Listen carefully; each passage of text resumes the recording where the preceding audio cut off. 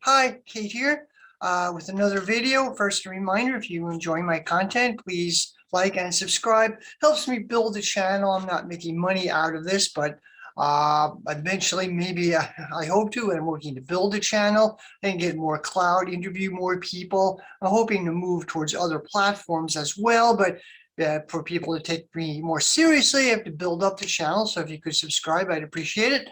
Okay, this is on Afghanistan. Recently, the U.S., about a month ago, experienced a huge debacle. U.S. literally lost a 20-year-long war, very close to 20 years. The U.S. spent something like $2 trillion. Estimates I've seen ranged between $1.8 trillion and $2.3 trillion.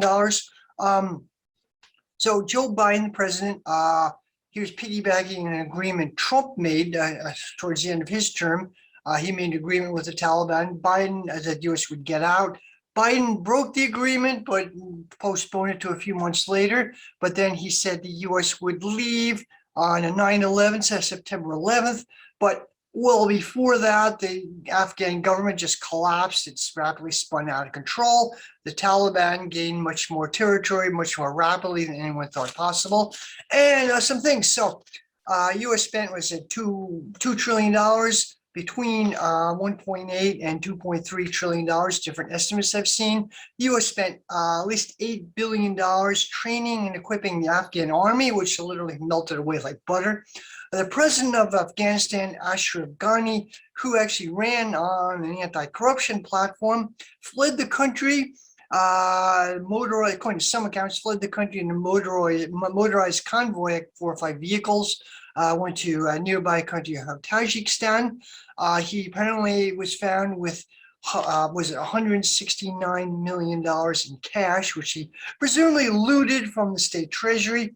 And he got to Dushanbe, capital of Tajikistan, and apparently he left $5 million in cash at the airport before flying to United Arab Emirates, where his family has a compound.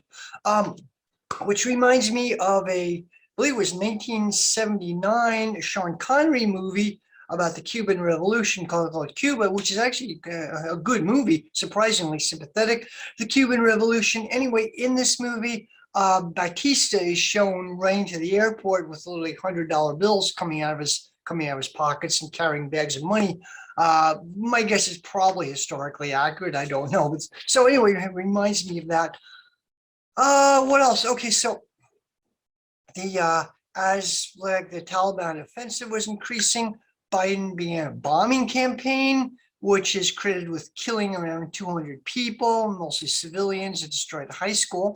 Okay, then reached the airport. The Taliban occupied Kabul. By the way, the capital can be either pronounced Kabul or Kabul. Both are correct. The U.S. media prefers Kabul, so I'll use Kabul. Anyway, shortly after the president fled, the Taliban occupied the presidential palace and basically occupied the country. So the U.S. then took over the airport. U.S. embassy moved to the airport. The U.S. was getting its people out, U.S. civilians and military personnel, and thousands of Afghanis who collaborators.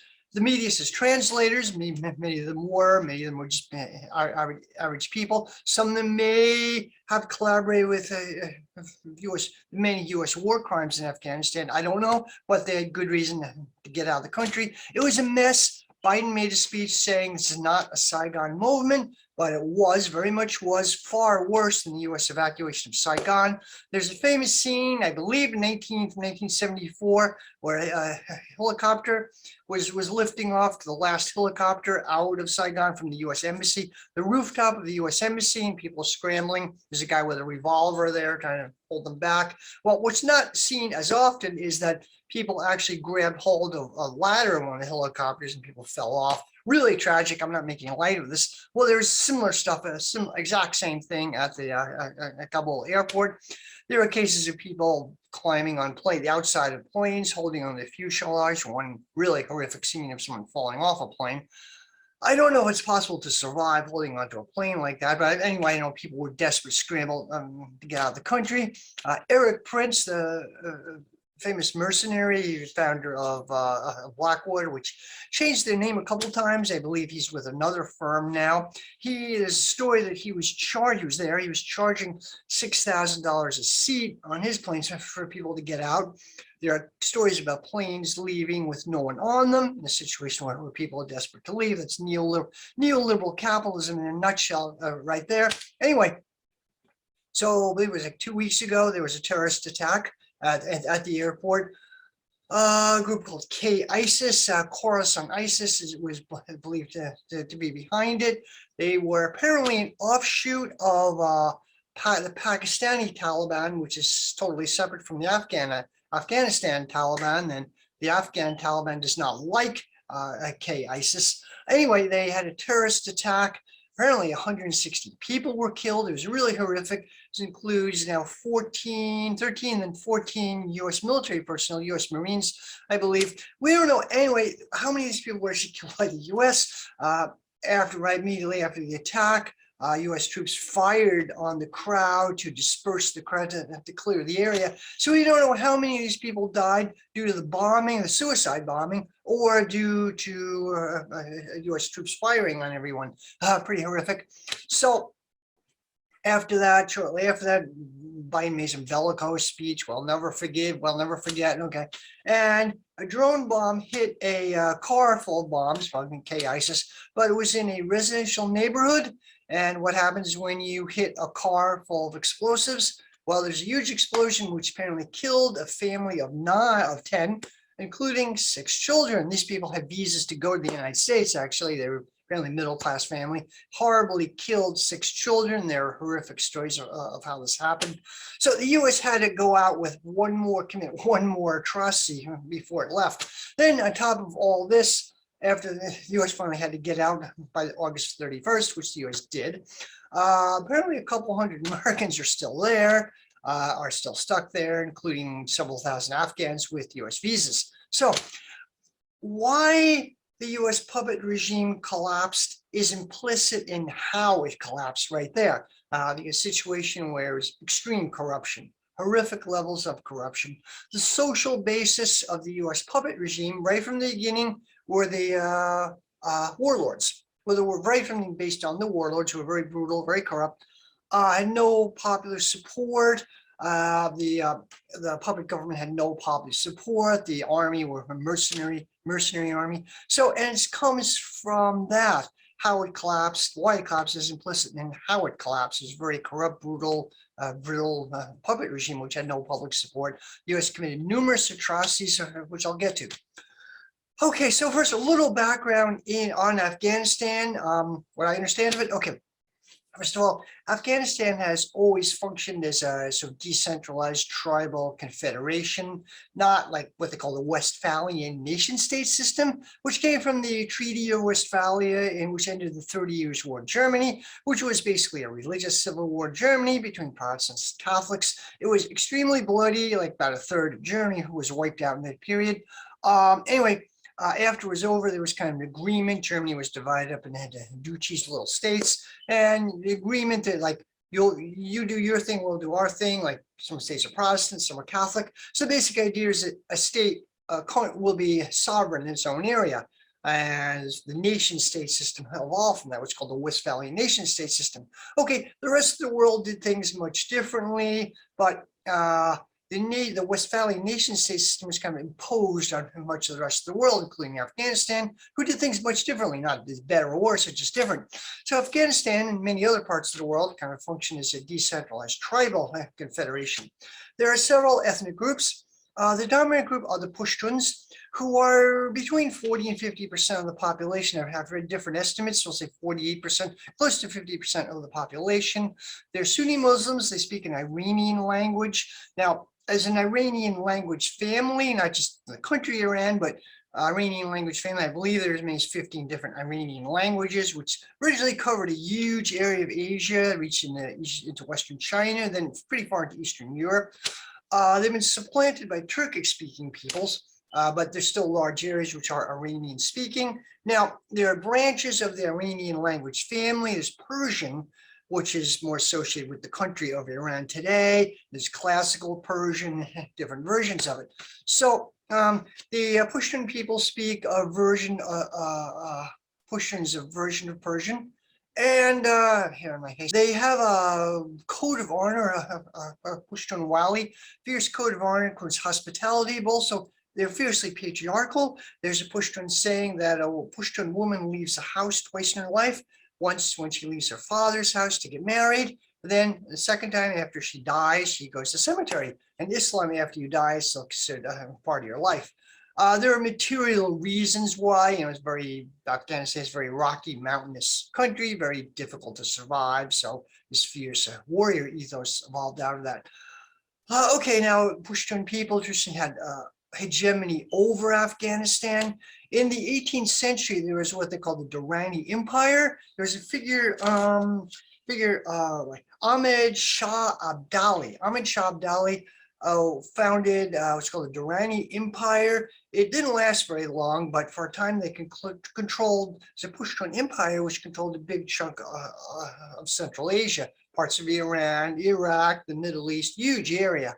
It didn't really last very long, but the state of Afghanistan today kind of evolves from that. This guy, Abdali, Ahmed Shah Abdali is considered the father of our country, the father of Afghanistan. He was a legendary figure, kind of interesting character. There's some fascinating stories about him. But okay, anyway, so the monarchy, which was overthrown in the 1870s, kind of evolved from that. I believe the Durrani dynasty, kind of, sort of, as far as I understand. Okay, so the Pashtuns had hegemony, kind of ran Afghanistan traditionally.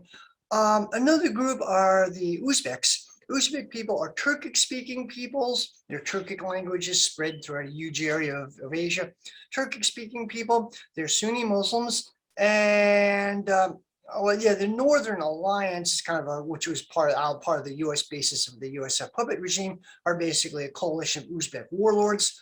Another group are the Tajiks. The Uzbeks live about 15% of the population in the northern part of the country. Another group are the Tajiks, who are about 15% of the population. They live in the eastern section of Afghanistan. They also speak an Iranian or Persian language. They're mostly Sunni, some Shia. Their culture is much different than the Pashtuns, much more looser, open culture. Another group are the Hazara people. They live kind of south central part of the country, kind of scattered. The communities are scattered. They're partly descended from the Mongols, who conquered Iran, I guess, in the 15th century. They were pushed out. They're intermarried with lots of other groups. So today they speak an Iranian language and the Shia. And they've often been targeted because they are Shia. There's a large Hazara population in Pakistan today. There's also a large Pushtun population in Pakistan, northern area of Pakistan. The British, it's called the Durand Line. The British took a big chunk of Afghanistan, gave it to what became Pakistan.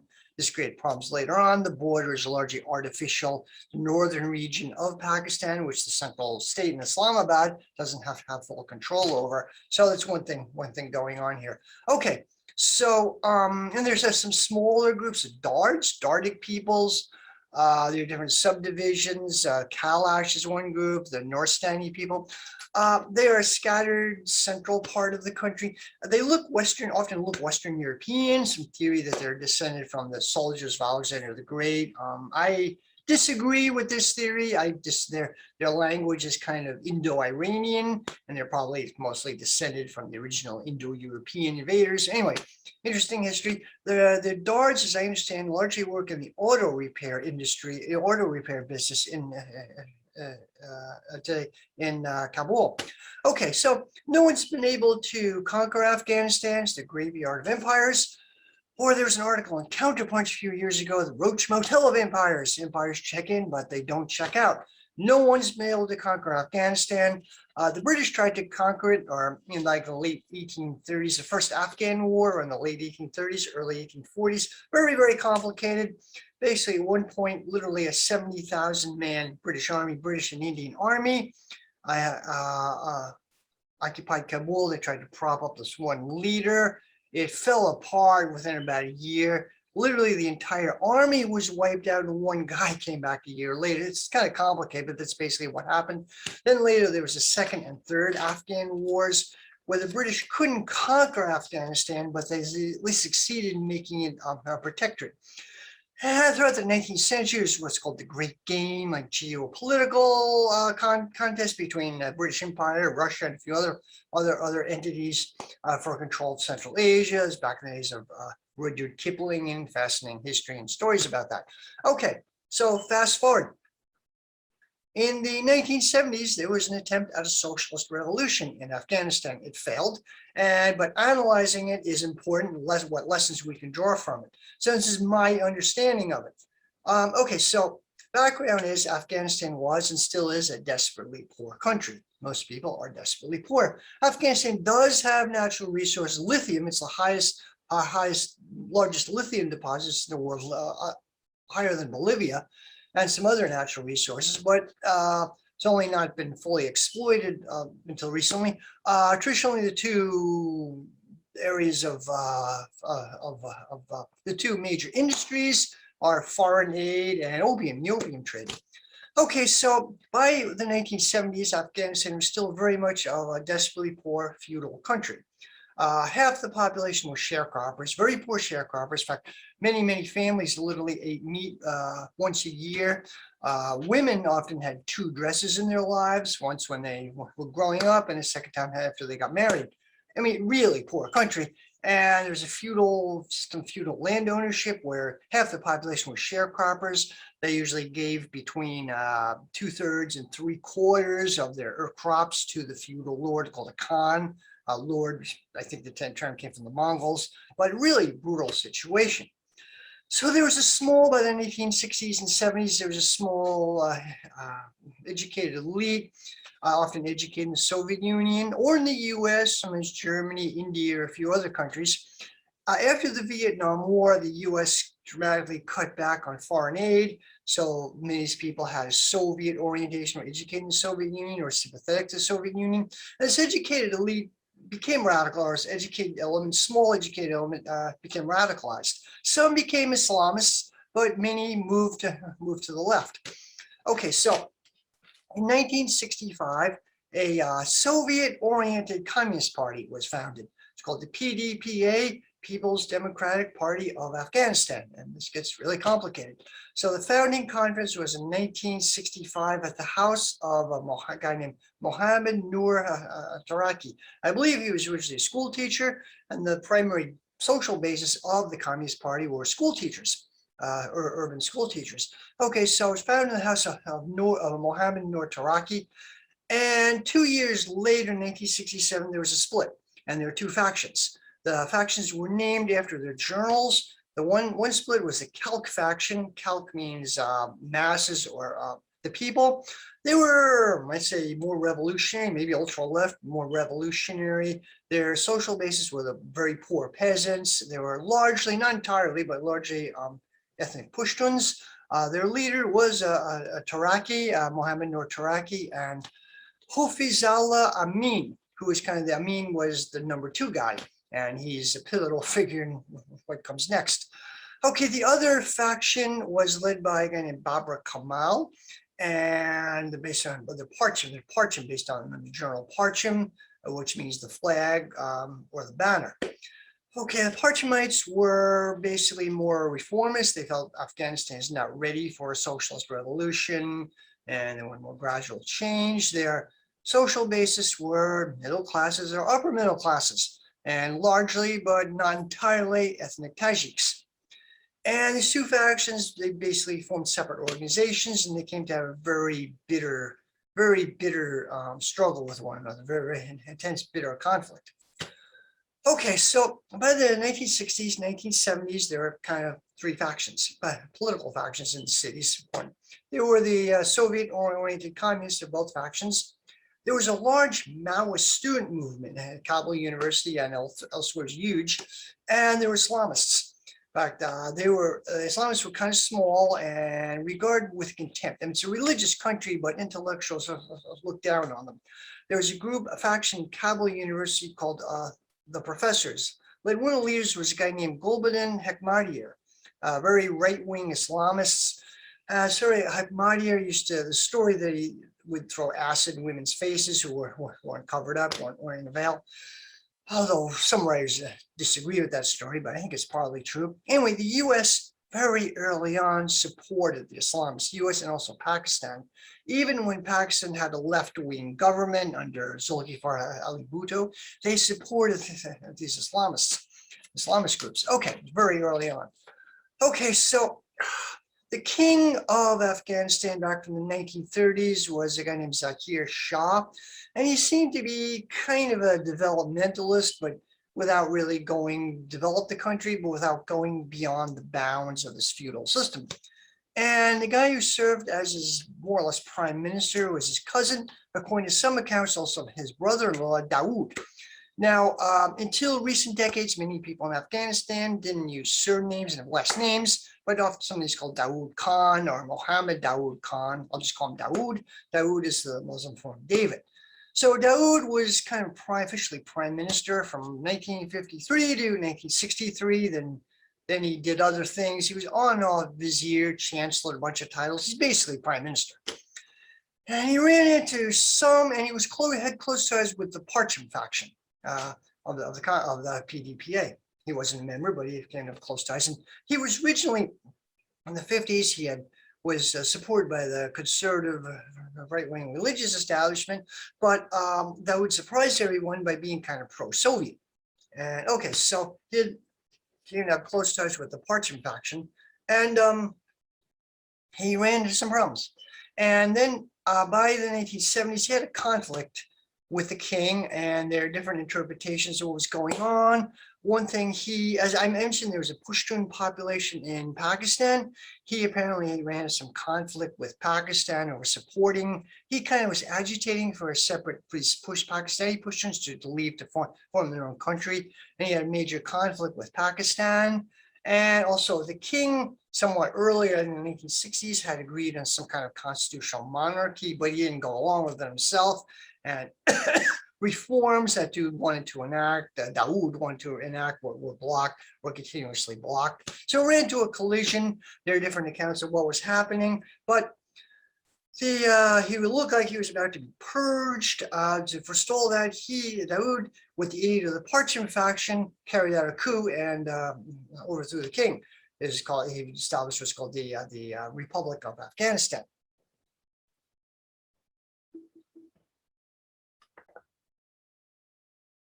Okay, so Dawood carried out a coup and overthrew his cousin, the king, in 1973 with the aid of the Parcham faction.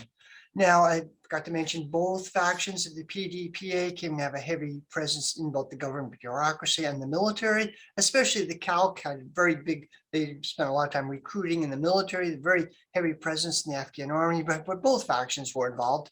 And with the aid of the Parchamites, Dawood carried out a coup. And then he started the Republic of Afghanistan that ended the monarchy. Okay, so basically began the next couple of years, began a developmental project with Soviet aid. He tried to carry out a huge hydroelectric project and various reform projects without going too far beyond the feudal land system that existed. Okay, so he then at one point by, I believe it's 1978, I believe 1978, he began a purge, or 77, 78, he began a purge of the PDPA. Basically, there was a figure, much respected figure,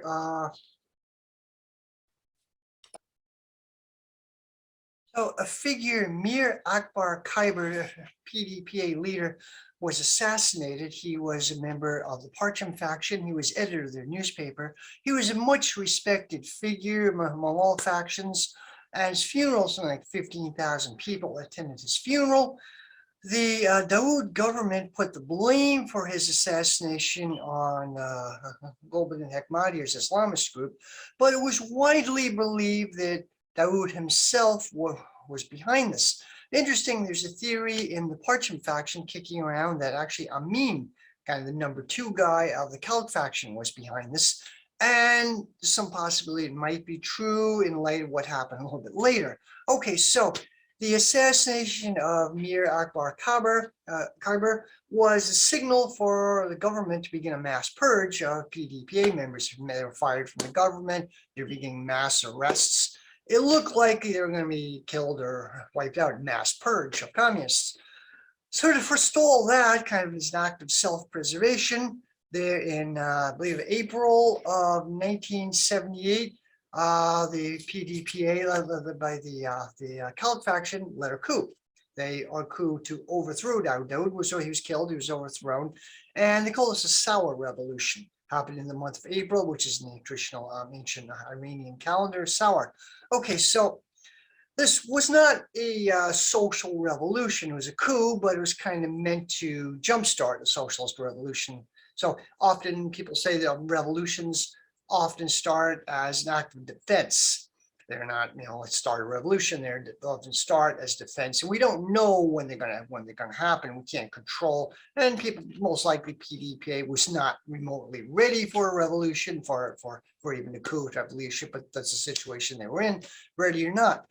So it was in April of 1978, I believe, and the Soviets actually disagreed with the coup.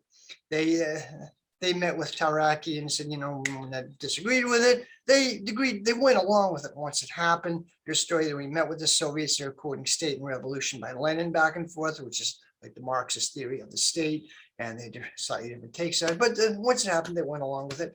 And Taraki enacted desperately reforms, women's rights. One of the first things he did was lower the bride price for women. Like traditionally, when a young man would get married, time for him to get married, his family would literally buy a woman from another village or another family. And women were, in many areas, sort of some slaves, basically. So what he did is reduce the bride price, which is a huge reform for women's rights. He gave women the right to vote, and he began dismantling the brutal feudal land ownership system. And I don't have all the details. So there was a backlash, and there was an uprising. Said the rural areas were deeply conservative religious peasantry, the mullahs, who were not really scholars, but local Islamic functions, priests, basically. Islam is not supposed to have priests, but this was kind of priest class, deeply conservative, reactionary element, and this led to major uprising against the government. As I said, Afghanistan did not really function as a centralized nation state anyway. So this led to a major uprising. It was a mess. And very early on, the U.S. supported this, and throughout different stages, Operation Cyclone. I'll get more to that in a minute. And it got to be a really big mess. These Mujahideen groups escalated. And so the Calc they were in power for about almost 2 years. There began to be a complicated, bitter rivalry between Amin and Taraki, and really a mess. I don't have all the details. He began trying to politically undercut. Began politically undercutting Taraki as much as possible. Politically undercutting him. He eventually pushed him out. He was kind of president, which was a symbolic job, while Amin was vice president, was prime minister.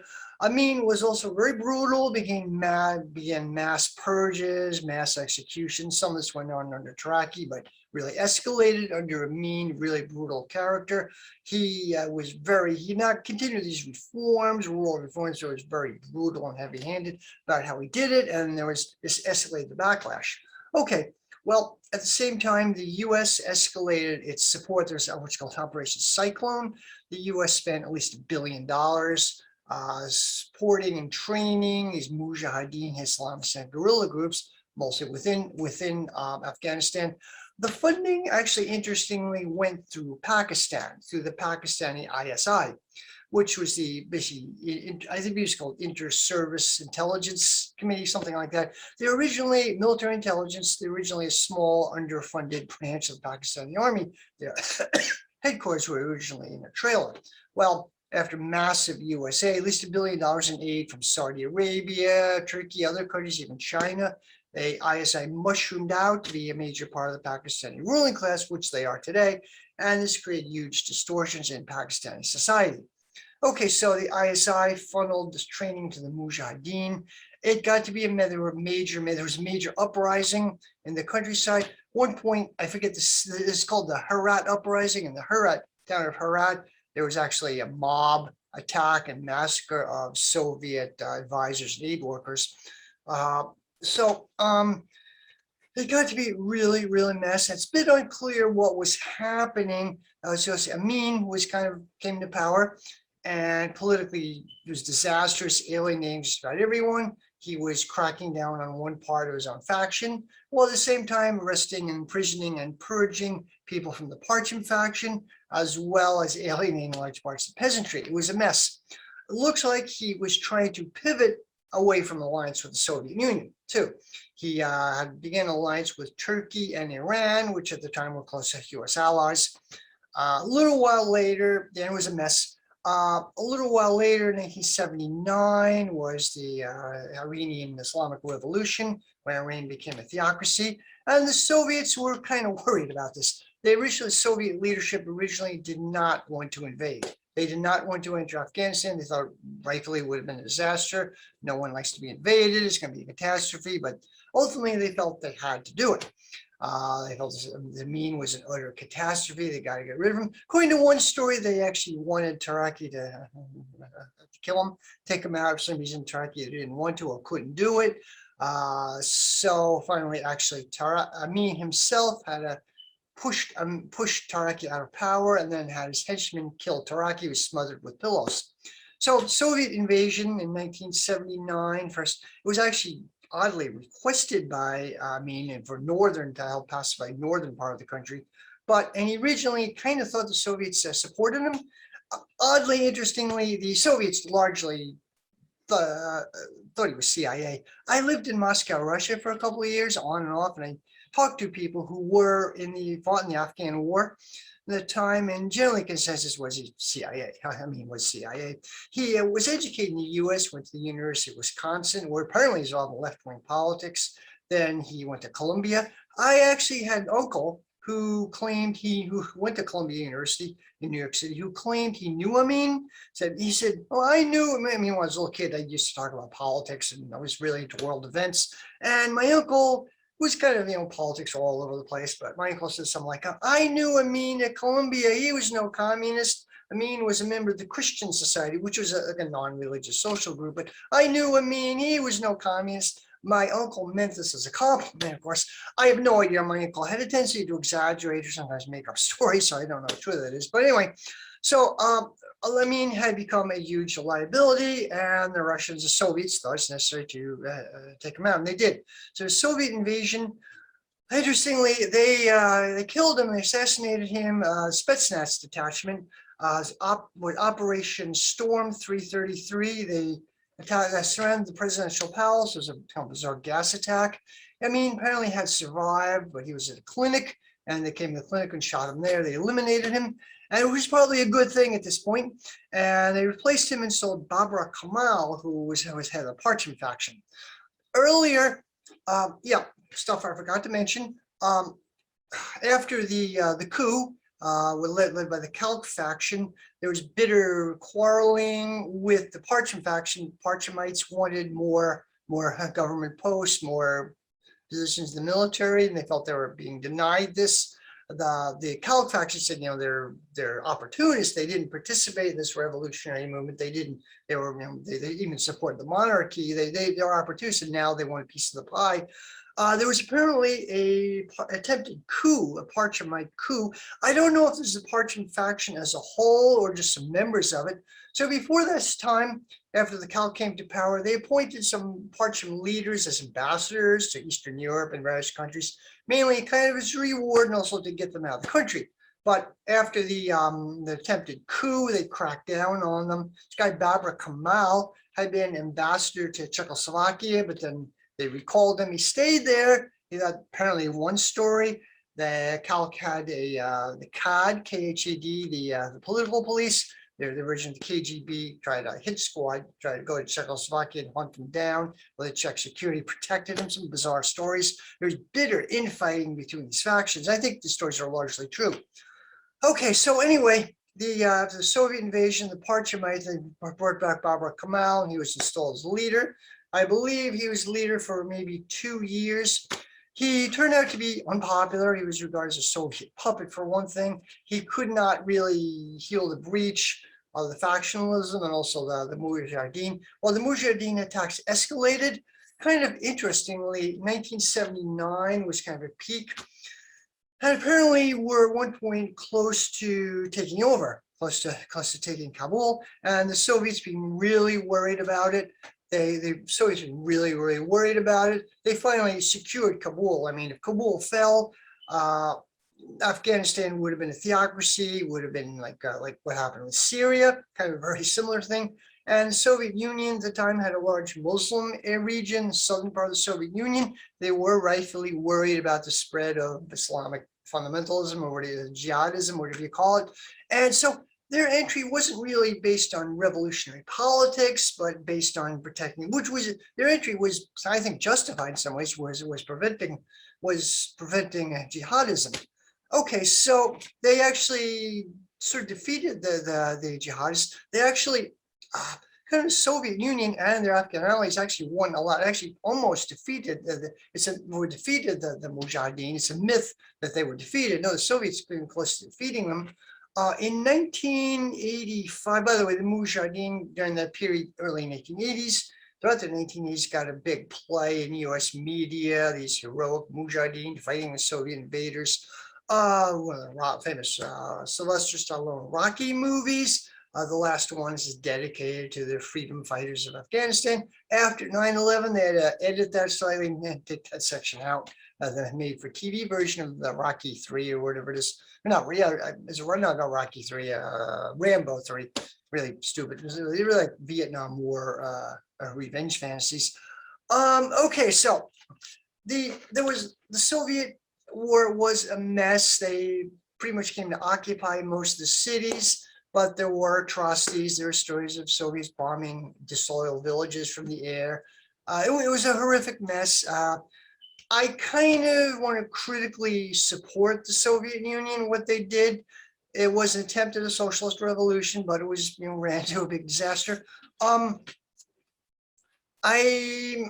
still trying to wrap my head around a lot of this. Earlier video, I interviewed Ian Scott Horst on Ethiopia, the kind of Ethiopian revolutionary period. There was in the 1970s, there was also a revolutionary ferment, students and then peasantry. And they weren't really Maoist, but they were kind of more indigenous socialist movements, very somewhat eclectic, while a military junta took power called the Derg, and they became allied with the Soviet Union, and they viciously cracked down on these more indigenous socialist elements and essentially destroyed any possibility of socialism. And it kind of shows the negative aspects of the Soviet model. Now, I'm not a Ian is a Maoist. He thinks from a Maoist perspective. I'm not a Maoist. Ian might call him anti-revisionist. The Soviets are revisionism. I kind of disagree. I see things a little differently. And Ian, interestingly, unfriended me on Facebook. There's a big Facebook fight. I mentioned ivermectin and somewhat critical of the vaccination program, although I'm not an anti-vaxxer. So Ian and a bunch of other people unfriended me on Facebook. Ian, by the way, is one of the people who every time I would post something by Glenn Greenwald or Caitlin Johnstone on Facebook, he would tell me, oh, they're really fascist. Don't do it. They're really fascist. They're really fascist. They're really working with the enemy as gatekeeper kind of stuff, and I got a little sick of that. So it's a liberating feeling. I can post whatever I want now.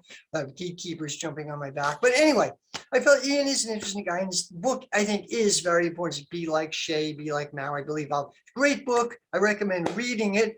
Even though I disagree with Ian's politics in a lot of ways, I do recommend. I feel bad he unfriended me, but I recommend reading it.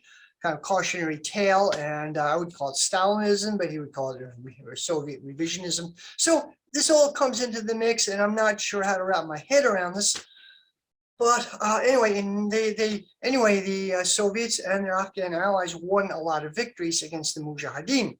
In 1985 is kind of a turning point. U.S. under Reagan sold Stinger anti-aircraft missiles, which are like you can put shoulder type anti-aircraft missiles. And this kind of dramatically helped the Mujahideen to hit Soviet aircraft. They kind of sort of lost control of the air defenses. Was kind of a pivotal point and a major evening up the field in some ways. So anyway, I would critically support the Soviet Union, maybe very critically. Then after that, I believe in 1979, Barbara Kemal was leader for I think 2 years. He was unpopular. He was kind of deposed peacefully.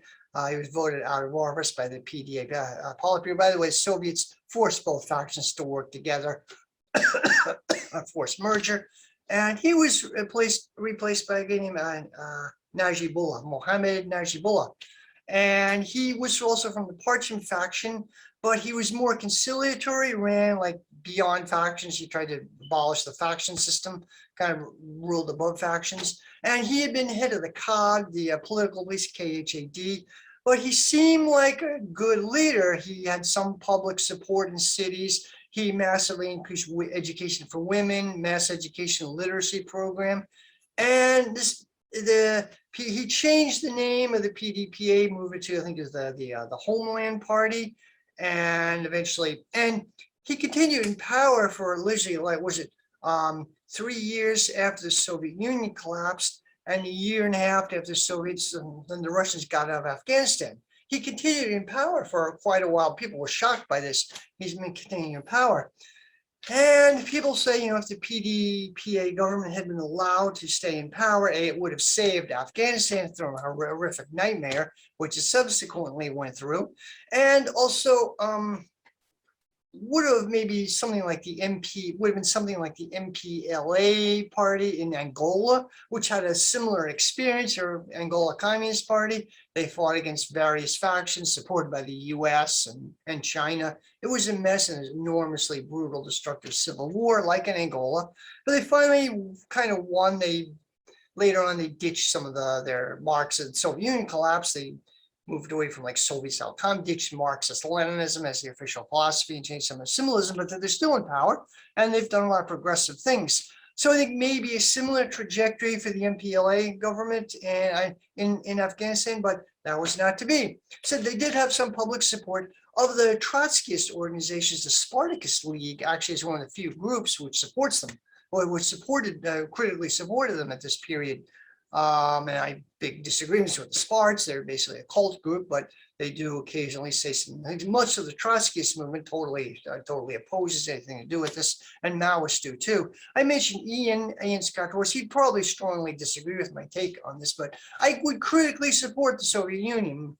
I'm not sure if invading Afghanistan was the right thing to do, and it was a horrific mess, but they were kind of drawn into it. And yeah, an important thing to note, this guy Zbigniew Brzezinski, who was Jimmy Carter's national security advisor. He's kind of like the Democratic Party's version of Henry Kissinger, probably more sharper than Kissinger, geopolitical consultant type guy.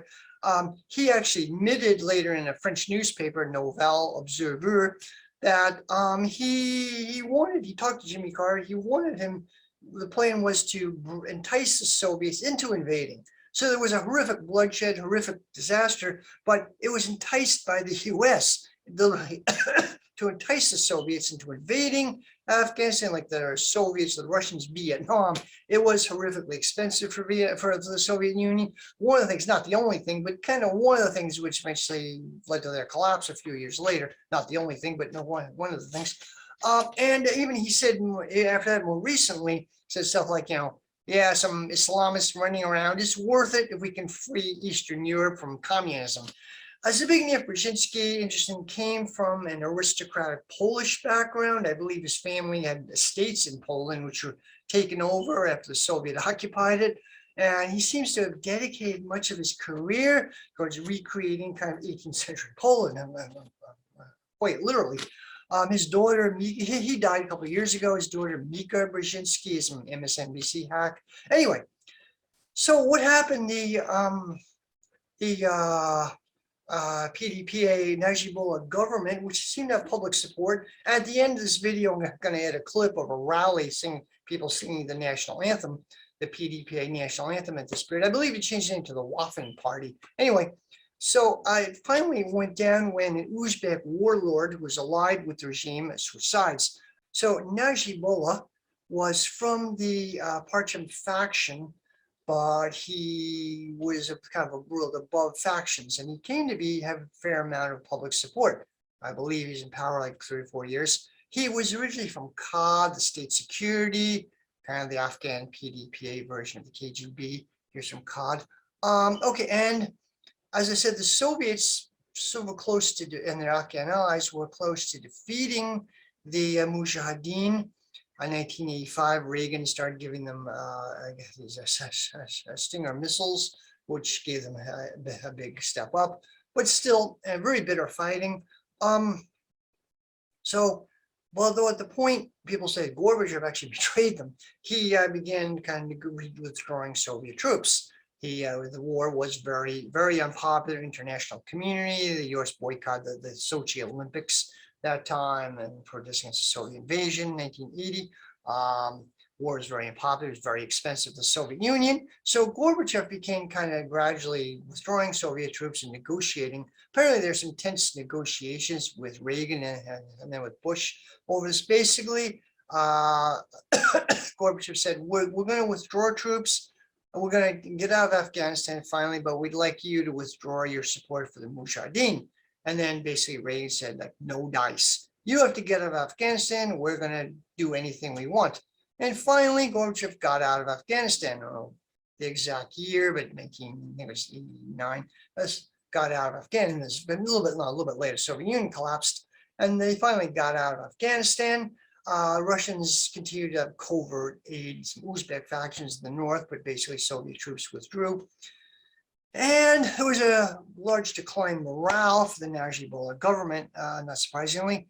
They actually won a major victory against the Mujahideen in the Battle of Jalalabad. This is kind of complicated. Basically, there was an incident where a Mujahideen truck was spotted with severed body parts of communists they had killed.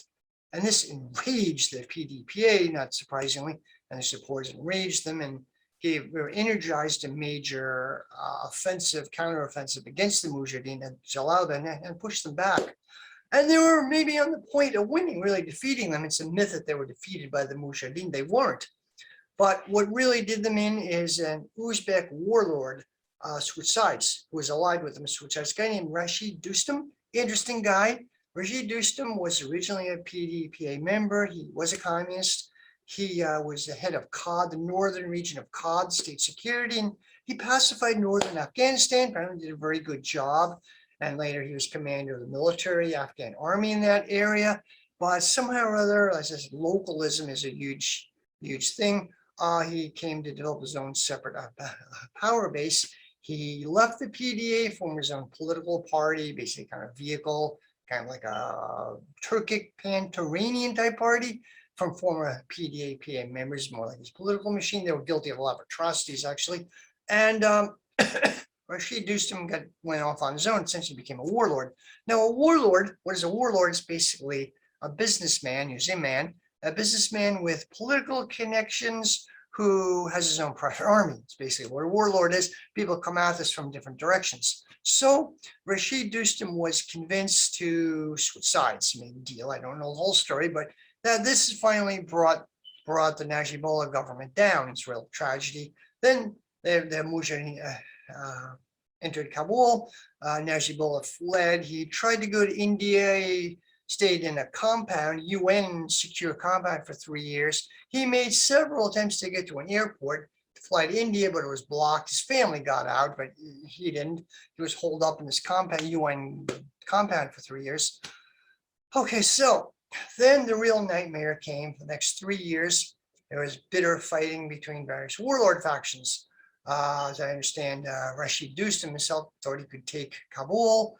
He was blocked by some other groups. There's Golden Hekmatyar emerged as a major Mujahideen warlord leader. He shelled Kabul and destroyed half the city. There was horrific destruction. Earlier, the war with the Russians, the Soviet Union, more fighting kind of localized out in the countryside, outside cities, but now the warfare was in cities. Cities were destroyed. Much of urban infrastructure was destroyed. It was devastating. Country, something like, one thing I read, maybe a fifth of the population was killed.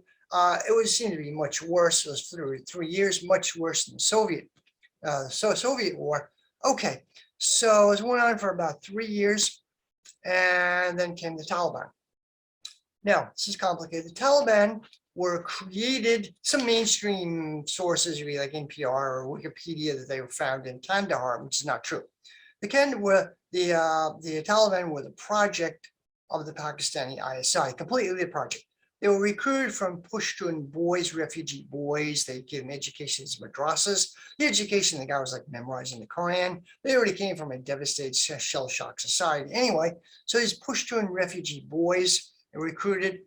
And there's one story, it's actually on NPR of all places. And NPR is pretty much neoliberal crap these days. But there's someone at NPR like a couple weeks ago explain how the ISI actually, they did market research at Kandahar, which was a city, a Taliban stronghold, Pushtun city. They did market research. They found Taliban was the most popular name these people use. So Talib means student, came from two traditions, a tradition early Islam, like a scholar warrior, but a later tradition, the Middle Ages, among Pushtun people, a Talib would be like a wandering Islamic scholar who would be a doctor / lawyer / judge / therapist, whatever, and kind of had a revered figure in the community. So the Taliban drew on this tradition. The Taliban came in, I think it's 1994, not sure the year, but they're originally a couple hundred members in the space. Now, the warlords fought on and off for these Mujahideen warlords on and off for about 3 years. At one point, there were 7 factions and there were 5. It was a very murky, fluid situation. Much of their fighting seemed only towards personal power rather than ideology. It was a horrific destruction of the country. And in the space of about 9 months, the Taliban took over the country. Much of the country, I believe, 1996. I think 96 or 97, they took over Afghanistan. The warlords, the Mujahid, the warlords were basically very unpopular. They did not really have a social basis. They had a lot of weapons, but they didn't have a social basis. They were by that time intensely unpopular. The Taliban, people wanted peace, and the Taliban were originally welcomed. They did not rule Afghanistan directly, but through these local mullahs or notable local patriarchs. They kind of ran it, not directly. They never controlled the entire country. They never, like Uzbek areas, they couldn't quite control some other areas. They were pretty horrific and brutal and horrific. They practiced near ethnic cleansing against the Hazara people, severe persecution. They were horrible against women's rights. Women, of course, couldn't work and had to wear burqa, it was a horrible situation, particularly repressive in Kabul, the capital. That was supposed to be a center of decadent cosmopolitanism. They really were brutal. There were cases of like beating women, whipping crowds of women, cases of public executions. It was a pretty horrific, one story after another. And the economy remained devastated. They couldn't rehabilitate the economy. Okay, so now famous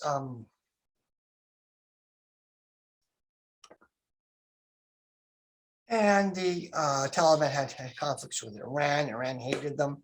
There's actually a earlier Shia Mujahideen, which was supported by Iran, but Iran was preoccupied with the fighting with Iraq war. At the times they couldn't really aid them as much as they wanted to, but there was a Shia faction as well, Shia Mujahideen. But the whole situation was a mess. They said the Taliban took over and they were in power, I think from 1996 to 2001. They were pretty horrific, as I said.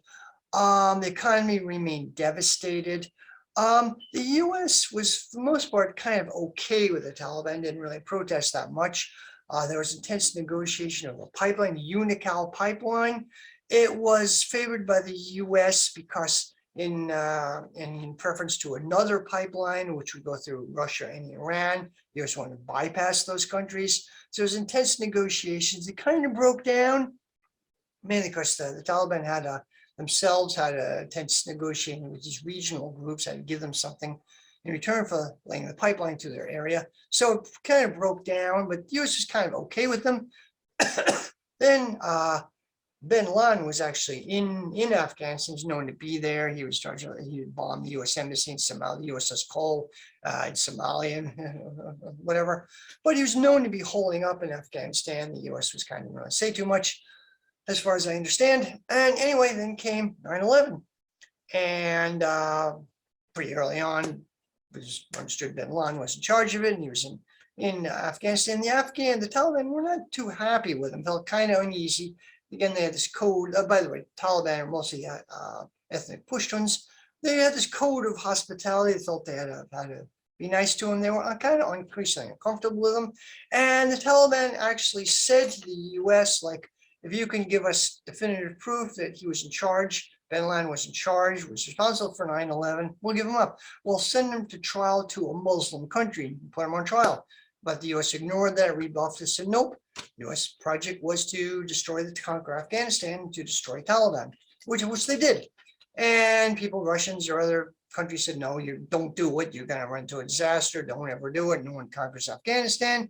But the U.S. arrogantly said, no, we can do it. And a bombing campaign, aerial campaign, aided with the Uzbek warlords and the Northern Alliance very rapidly, in a space like a month, overthrew the Taliban.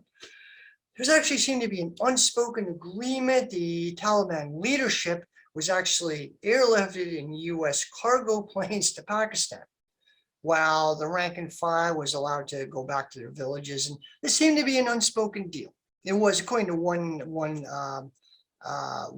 particular guy who was interviewed on the Gray Zone, he started this unspoken deal. And the U.S. occupation of Afghanistan was originally welcomed. The Taliban were widely hated. The U.S. was regarded as a rich country, could really pump a lot of money into Afghanistan. It was originally welcomed. Well, it quickly turned to a nightmare very early on, went south. First, as I said, the social basis were basically the warlords. The U.S. installed this guy, Hamid Karzai, who had been a royalist politician earlier. Then he'd been allied with the Taliban earlier, and the Taliban killed his father. His family are billionaires, most likely from the heroin trade. His brother, from the opium trade, his brother was governor of a province who was a major world's drug dealer. There was another politician, I forget his name. I get his name offhand. He was really vicious. He was close to Karzai. He was governor of 2 different provinces. He was known to be a child rapist, a pedophile, and has been documented. And he was an enormous drug dealer. These were people close to Hamid Karzai. And the Karzai family appeared to be billionaires anyway. So there's a lot of corruption right there. There were numerous atrocities from very early on. In fact, there was a situation where notables like tribal elders, some of these high-ranking people from these tribes came to Karzai's inauguration. A drone attack killed 69 of these people. Very early on, there's already a disaster. Then from then on, like one atrocity after another, there were, I believe, 7 wedding parties which were killed. People being 40 and 50 people killed in Afghanistan, killed by drone attacks. One after these. Some of these are really horrific. And not surprisingly, very rapidly alienate the population. I have a list of them here somewhere.